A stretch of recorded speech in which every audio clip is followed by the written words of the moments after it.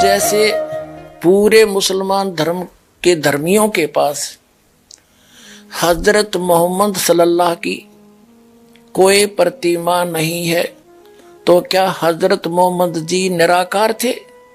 क्या उसका कोई आकृति नहीं थी? केवल ये लिख देने से कि न तस्य प्रतिमा अस्ति, तो वो ये सिद्ध नहीं होता कि वो निराकार है। अब आपको सिद्ध करते हैं कि परमात्मा कैसा है। एक शेख फरीद नाम के मुसलमान थे और उन्होंने एक घर छोड़ दिया बचपन में परमात्मा पाने के लिए। एक फक्कड़ फकीर थे और वहां वो उनके आश्रम में रहने लग गए। और वो फकीर इतना वहां प्रसिद्ध था कि उसके पास सिद्धियां बहुत हैं। एक समय शेख फरीद नाम के मुसलमान थे भक्त। वहां क्या था कि आश्रम के अंदर 10-12 भक्त रहते थे उस संत के शिष्य। तो उन्होंने आपस में एक एक दिन बांट रखा था। वो आश्रम का जो संत था वो हुक्का पिया करता। मुसलमानों में वैसे वो मांस नहीं खाता था, हुक्का पीता था। तो हुक्का खाना खाने के बाद उसका शाम को या दोपहर को जब भी खाता था हुक्का कंपलसरी होता था। तो उन्होंने सब ने अपना काम बांट रखा था। और शेख फरीद तो घर छोड़कर निकला ही नहीं था। मैंने अल्लाह चाहिए, भगवान चाहिए। और उसमें ज्ञान में बता ही दिया जाता है भाई गुरु की सेवा करे, गुरु को पूरी श्रद्धा के साथ व्यवहार रखे, गुरु शिष्य में ऐसा लगाव बन जाए, आपस में इतना प्यार बने दोनों का, मन में दोष ना रहे, तब भगवान मिलता है। तो उन्होंने इस दृष्टिकोण से कि गुरु नाराज नहीं होना चाहिए। गुरु रूठ गया, कहते हैं कबीर हरि के रूठते गुरु की शरण में जा, और कह कबीर गुरु रूठ गया तो हर ना करे साय। तो इस दृष्टिकोण से शेख फरीद ने चाहा कि परमात्मा गुरु जी नाराज नहीं होने चाहिए। भगवान गुरु जी रुष्ट हो गए तो भगवान रुष्ट हो गया, फिर मेरा इस जीवन का बनेगा क्या? इस शरीर का जो उद्देश्य मैं लेकर आया हूं वही मेरा रह गया, उसमें बाधा बन गई, तो मुझे ऐसा कोई काम नहीं करना मैंने। तो इस दृष्टिकोण से वो सच्चे दिल से गुरु जी की सेवा करता था। आत्मा से पता लग जाता है ये बालक कैसे सेवा कर रहा है, ऐसी बात नहीं। तो वो इस कारण से उसे बहुत खुश था। और आश्रम में रहने वाले दूसरे कुछ कमचोर से थे, वह गफलत कर देते थे। तो उनके मन में ये आ गया कि गुरु जी शेख इस फरीद के साथ ज्यादा लगाव रखते हैं और किसी तरह इस गुरु जी की नजरों से इस शेख फरीद ने गिरावा। अब वो इस अटकल में रहने लगे। वो एक दिन वर्षा होकर रुक गई थी, वर्षा का मौसम था। प्रतिदिन जैसा भी उसका नंबर आता था सभी ऐसे करते थे। पहले खाना बनाते थे, लकड़ी की आग बना देते थे उपले अपले डालकर, और खाना खिलाने चले जाते थे। आग तैयार होती थी, महाराज जी को खाना खिला के आते ही हुक्का भर के और तुरंत दे देते थे। और वो गुरुजी इतने क्रोधी थे, 5 मिनट लेट हो जा कोई हुक्का ना लावे, यानी कोई भी काम देर कर दे तो सोटा ठाकर मारा करते, डंडा रखा करते। और उसको कई दिन सेवा नहीं देते थे, एक तरफ बैठा देते थे।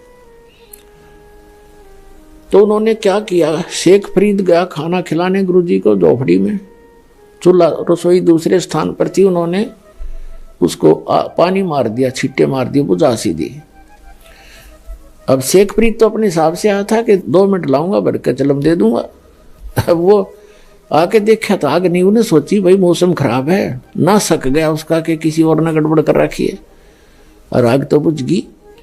वो उठा कर चलम, और थोड़ी सी दूरी पर गांव था, वहां धुआं उठ रहा था। कोई बहन बेटी माई अपना चूल्हा जलाने की चेष्टा कर रही थी। वो दौड़ा दौड़ा गया। तो वहां क्या कर रही थी वो माई, क्योंकि मौसम वर्षा का था, लकड़ी जलाव थी, कभी बुझ जाव थी, फूक मार थी, आंखों में धुएं से आंखें पानी गिर रहा था। तो शेख फरीद दौड़ा दौड़ा गया, युवा लड़का था 20-22 वर्ष का, और कहने लगा माई आग नहीं दे दे, माई आग डाल दे, थोड़ी आग दे दे मुझे। और माई हो रही थी दुखी धुएं में। वो न बोली, देख के न बोली आग नहीं ना मिलती, आंख फुटवानी पड़े आग के लिए। तो उसने चिमटा देगा आंख में। उस संत ने, शेख फरीद ने अपनी आंख निकाल के दर दी।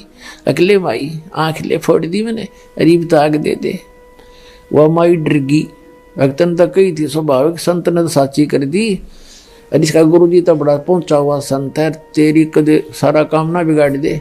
उसने सारी आग निकाल दी चूल्हे में। ले ले महाराज जी, वह दरकस सारे आग ने भरकर तो चल पड़ा, भाग्या गया फिर फटाफट। अब उस संत ने एक आवाज लगाई जब वो 2-3 किले दूर था। पहली आवाज लगाई, रस फरीद कहाँ मर गया तू? आ गया गुरुजी, आ गया गुरुजी। दूसरी आवाज लगाई, जब रख की तो मर गया था, इतनी देर लगा दी।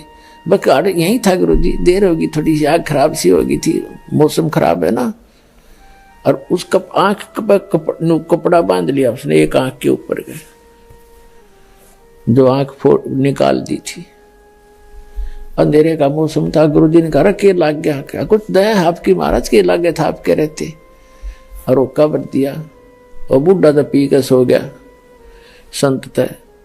अब वो सारी रात बेचैनी में रहा बेचारा, आंख फूट रही उसकी, कोई बात नहीं, जैसे तैसे। उसका उद्देश्य ये था कि गुरुजी नाराज ना होना चाहिए, आंख ने के गाड़ दूंगा। जब मालिक रूस गया था। अब कहते हैं देखो कितना सेक्रीफाइस भी कर रहा था, कित कर रहा था वो महापुरुष, किसके सामने, वहां कुछ था ही नहीं। अब उस माई ने नींद आई नहीं सारी रात की, तले रात होगी मैं जाऊंगी तो महात्मा धमका देगा, तो रात ना आई कैसे यहाँ पर, और शराब दे देगा। तो सुबह वक्त से उठ दिन निकलते ही पहुंच गई और कहे महाराज जी मेरे से गलती होगी, माफ कर दो। महाराज जी उठा, कहने लगा क्या बात है माई, क्या बात है? क्या आपके चिल्ला गया था और मैं धूम में दुखी हो रही थी, वर्षा का मौसम था, लकड़ी गिल्ली थी, मैंने खूब कोशिश कर रखी थी आग बनाने की, आपका चिल्ला गया। मैंने तो मजाक कर रहा था महाराज जी। उसने आंखें काट के धर दी, बर्तन के कापण पर धर के लेगी उसने, ढक्कन पे, मटके के ढक्कन है ना, कापण बोले, आंख काट के धर दिया। आपके बच्चे ने मेरी गलती कती नहीं। उसने सोची अब कदे शराब ना दे दे। तब उसने बुला कर, शेख इधर आ भाई फरीद। कहाँ जी, क्या हो गया, क्या बात होगी? कुछ ना मालिक, जो शरीर आपका आंख की के बात थी दाता, आप नाराज नहीं होने चाहिए, इस मट्टी का बनेगा क्या? तब ने बोला बेटा यू खोल रुमाल। उन्होंने रुमाल खोला, आंख पूरी होगी शेख फरीद की, उनके गुरु जी की सिद्धि है। अब पुण्यात्माओं, इतनी सिद्धि युक्त प्राणी संत आसपास उसका खूब बोलबाला हो गया इस बात से। माई ने जब आंखें देखी, सारी कहानी बताई, सारे गांव में चर्चा होगी, और तरह बे ऐसा महापुरुष नहीं देखा। अपने चेले की आंख भी ठीक कर दी, स्वस्थ हो गया। लेकिन वो आंख थोड़ी छोटी बन गई, ये प्रमाण देने के लिए कोई संत ने इसको ठीक कर दिया। अपने आत्मा इसका रिजल्ट देखना क्या है। इस कथा जो दास सुनाने जा रहे हैं आपको, सारे भ्रम मिट जाएंगे आपके। अब कुछ दिनों के बाद क्या होता है, संत जी की मृत्यु होगी, उस फकीर की, आश्रम वाले की। और वो चेले इस सब अच्छे चिंतित थे। एक शेख फरीद से महात्मा ज्यादा प्यार करते हैं, कहीं इसको प्रधान ना बना जाए आश्रम का। लेकिन साधु संत भक्ति के लिए निकलते हैं, आश्रमों के लिए नहीं। कुछ दिनों के बाद उसने उस आश्रम को त्याग दिया कि पर उनके गुरुजी ने क्या बता रखा था कि बेटा ज्यादा से ज्यादा तप करो, और तपस्या ज्यादा करने से जितना शरीर को कष्ट दोगे उतना भगवान आपको मिलेगा और दर्शन देगा। अब देखो कमाल की बात है, सबके साथ ऐसे कर रखा काल ने। आप किसी हिंदू यानी सनातन धर्म के व्यक्ति ने पूछ कर देख लो भगवान कैसा है, कहते निराकार है। और किसी ईसाई को पूछ कर देख लो कैसा है गॉड इज फॉर्मलेस, भगवान निराकार है। किसी मुसलमान भक्त ने पूछ लो, वो कहेगा भगवान बेचून है, निराकार है। और तो क्या हुआ, शेख फरीद ने सोचा गुरु जी का आदेश है, वे जितना घना तप करेंगे भगवान मिलेगा। तो उन्होंने कहते हैं 12 वर्ष में 1.25 मन यानी 50 किलो अन्न खाया। 12 वर्ष, एक वर्ष में 365 दिन, और 12 वर्ष 12 से गुना कर लो, और एक दिन की एवरेज निकाल के देख लो 50 किलो कितने दानों का आटा इससे आता है। 10 ग्राम नहीं आओ एक दिन में, इतना आहार कर किया उसने कुल। 12 वर्ष में, और तपस्या करी, शरीर कति सूख का कांटा हो गया, अस्थि पिंजर शेष रह गया, और कुएं में लटका करते थे और कष्ट देने के लिए ऊपर पैर बांध लेते थे। वृक्ष के टहनी कर नीचे कुआं था, उस वृक्ष के रस्सा बांध कर नीचे चले जाते थे, क्योंकि बाहर कौवे आंख निकाल लेते हैं। और बाहर आते थे, थोड़ा बहुत आहार करते थे, फिर लटक जाते थे। एक दिन कौवे वो आकर लेट गया, ज्यादा थके हुए थे ऐसे, और कौवे ने सोचा आदमी मर गया, आकर बैठ गया, उसके सारे शरीर पर घूमे फिरे, उसमें कितना मांस दिखा नहीं, अस्थि पिंजर कति शेष खाल में लिपटा हुआ। माथे भागा बैठ गए, आंख खाएंगे ये, इनमें कुछ है मांस थोड़ा सा। तब शेख फरीद ने कहा कि भाई कौव्यो, मेरी आंख ना खाइयो, मेरे शरीर पर कहीं मांस हो तुम वैसे खा लो, मेरी आंख छोड़ दो, मुझे परमात्मा के दर्शन करने हैं। आंख खराब कर दोगे तो मैं भगवान के दर्शन नहीं कर पाऊंगा। तो वो जब बोला तो कौवे उठ गए कि तो जीव है, जीवित है व्यक्ति। अब उसने ये सोचा कि भी अगर बाहर रहूंगा तो कौवे खत्म करेंगे मेरे को, आंखें भी खत्म कर देंगे, फिर मैं कति कंडम हो जाऊंगा, और भगवान मिले नहीं और शरीर अंत होने को हो गया।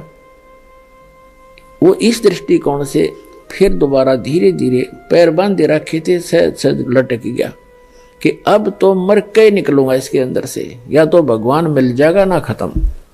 अब वो परमात्मा आके खड़े हो गए उस कुएं के ऊपर और रस्सा पकड़ के उसको बाहर निकालने लगे। कबीर परमेश्वर अल्लाहू अकबर।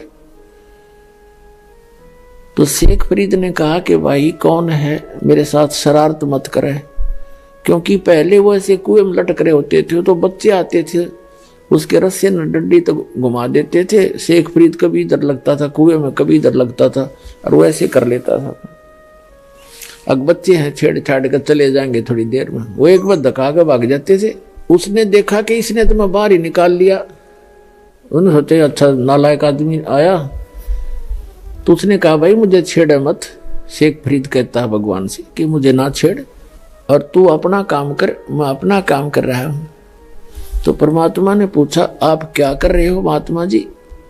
कि मैं परमात्मा के दर्शनार्थ, परमात्मा के पाने के लिए, भगवान को देखने के लिए, परमात्मा का दीदार करने के लिए और साधना कर रहा हूं। तो परमात्मा ने कहा कि जिस भगवान की तू साधना कर रहा है, पहले तो यह साधना ठीक नहीं तेरी। परमात्मा ने कहा कि मैं हूं वो अल्लाहू अकबर। शेख फरीद ने सोचा तो कति पाड़ी टकराएगा, तो निरा निकम्मा आदमी है, अपने आप को भगवान कहता है, फिर भी साधु अपने भाव से बोला करते हैं।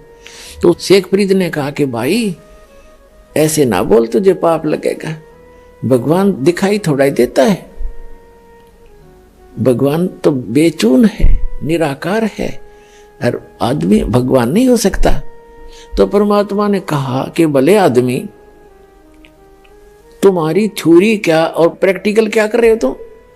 एक तरफ ते कह रहे हो कि भगवान बेचून है, निराकार है, दिखाई नहीं दे, और ऊपर से नहीं, उसके दर्शनार्थ में प्रयत्न कर रहा हूं। खाक देखेगा तुम निराकार है तो क्या देखेगा, कुंडले डोरा है? तो शेख फरीद ने सोचा भाई आदमी तो काटेगा ही, तो बात तक कही सही इसने, पर मन में जो हमारा धारणा काफी समय से बैठी हुई होती है, उसके आधार से सोचा कि भगवान तो खरी नहीं होगा, लेकिन बाखबर पूरा है तो आदमी ठीक लग गया, या बस एक के सेकंड में समझा दी। क्या करें, गामकार ज्ञान का तो चमका ऐसा लग गया करें। एक का चोट से धारी आदि मिलन दाचा, उसकी एकदम बुद्धि घूमगी। अगर सचमुच एक तरफ तो हम निरा बेचून बताओ, और फिर उसके दीदार के लिए प्रयत्न कर रहा, दर्शनार्थ, भगवान ने देखूंगा, भगवान पाऊंगा, निराकार का पाओगा क्यों? तो फिर तो उसने उसके यह बात समझ में आ गई, नो के नो पैर पकड़ दिए, लटके ने बोला महाराज मैंने रास्ता बता दे, मैं तो परमात्मा के लिए अगर छोड़ कहा था, आज तक मैंने तो शरीर का विनाश कर लिया, पर मालिक आसपास नहीं मिले। तब उसने बताया परमात्मा ने कि भाई इस तरह तो लाख वर्ष कर ले तो भी तेरा भगवान निकट नहीं आ सकता। वह विधि मैं बताऊंगा, मेरे पास है बच्चा, साधना करनी पड़ेगी, जब वहां जब उसकी प्राप्ति होगी। तब उसने धीरे धीरे करने लगे, थोड़ा बहुत आहार भी करना चाहिए, इस शरीर के साथ इसी दुश्मनी मत करो, बड़ी मुश्किल से मिलता है यो। इसमें कहते प्रथम अंदर संयम राखा, योग युक्त सब सतगुरु वाक है। गीता अध्याय नंबर 6 के श्लोक नंबर 16 में कहा कि अर्जुन, ये योग ना तो ज्यादा खाने वाले का, ना बिल्कुल ना खाने वाले का, ना ज्यादा सोने वाले का, ना कति घना जागने वाले का कभी सफल नहीं हो सकता। प्रथम अंदर संयम राखे, योग युक्त सब सतगुरु वाक है। यानी पहले खाने पीने पर संयम करे, इतना भी नहीं खाओ दड़ी पक्का खा लो फिर अंगड़ाई टूटे, जा भक्ति कैसे करेगा। और बिल्कुल भी ना खाओ फिर भक्ति बने को ना पेट इकट्ठा हो जाए। अंदर संयम रखे, सीमित खावे, जिससे भक्ति भी बने और आलस भी ना छावे। तो शेख फरीद का फिर मोक्ष हुआ जब कबीर परमात्मा उसको मिल गए। देखो पुणात्माओं, दर्शन करना भगवान का कोई और बात है, परमात्मा के लोक में स्थायी स्थान पाने से हमें मोक्ष होगा, तब हमारा छुटकारा होगा, उसकी विधि है। जैसे भगवान शिव के साथ पार्वती माता उनकी पत्नी सदा साथ रहा करती, रोज दर्शन कराया करती, और उसका मोक्ष ना, उसको मंत्र मिला। अमरनाथ जो बना हुआ स्थान, वहां पार्वती जी को मंत्र दिया गया था। ये जो पहला आपको 5 नाम दिए जाते हैं, ये 5 नाम का दिया था। उस मंत्र से उसकी इतना मोक्ष हो गया जितना उस मंत्र से होना था, इतना अमरत्व प्राप्त हो गया उसको, सच्चे दिल से भक्ति, सच्ची साधना करने से। लेकिन शिव जी के दर्शन से मोक्ष नहीं हुआ उसका। तो पुण्यात्मा परमात्मा 120 वर्ष, वो अल्लाहु अकबर, वो पूर्ण परमात्मा परम अक्षर ब्रह्म 120 वर्ष काशी में रहे। कितने लोगों ने दर्शन किए? 64 लाख तो शेष हो गए थे उनके उस समय, और सब ने दर्शन किए और कोई पार ना हुआ, क्योंकि उन्होंने उनके द्वारा बताई गई साधना पर विश्वास नहीं किया, वह साधना पूरी ना की और उनको एज ए गॉड ट्रीट नहीं किया। तो परमात्मा के लोक में जाने के लिए हमारी मर्यादाएं हैं, कुछ मंत्र हैं। उन मंत्रों की शक्ति से इस शरीर के अंदर जो हमारे सूक्ष्म शरीर है बॉडी के अंदर, इस स्थूल शरीर से प्रयत्न करके साधना करके हम उसको चार्ज करना हमने। और इस शरीर को छोड़ देंगे तो ऊपर का यहाँ का इस काल का दिया से प्राप्त मटेरियल है, इसको तो ये इतना समान इसको छोड़ दे, इसके अंदर जो शरीर है वो हमारा इतना चार्ज हो जाएगा और फिर वो इससे निकलते ही और फुल स्पीड तो ऊपर जाएगा, तिरकुटी पर। इन सब के अकाउंट क्लियर मिलेंगे आपको, क्योंकि ये जो शरीर है सूक्ष्म शरीर फिर इतना लंबा हो जाएगा इससे निकलते ही भक्ति युक्त प्राणी का। जैसे आप कभी सूर्य की तरफ पीठ करके सुबह सुबह 10-11 बजे से पहले सूर्य की तरफ पीठ करके और अपनी छाया पर ध्यान रखना, अपनी छाया की छाती पर काफी देर 1 मिनट एकटक देखते रहना और फिर सामने देखना। आपको जमीन से लेकर आसमान को छूता हुआ आपका सिर, नीचे पैर, इतना लंबा शरीर दिखाई देगा। तो ये शरीर इतना लंबा हो जाता है, फिर ये आत्मा यहाँ से स्टार्ट करती है मूल कमल से, इसमें से सूक्ष्म शरीर से, इसमें से निकलकर फिर त्रिकुटी में जाती है। त्रिकुटी ये वहां पहुंच जाता है, त्रिकुटी उस त्रिकुटी के पास ही। तो वहां यहाँ सारा क्लियर अकाउंट करके वहां पहुंच करके फिर आगे सब मंत्रों की जो भक्ति है वो स्थान स्थान पर इनको डिपॉजिट कराते चले जाएंगे, हमारा अकाउंट क्लियर होता चला जाएगा, तब हम सतलोक जा पाएंगे। तो इस प्रकार मोक्ष होगा।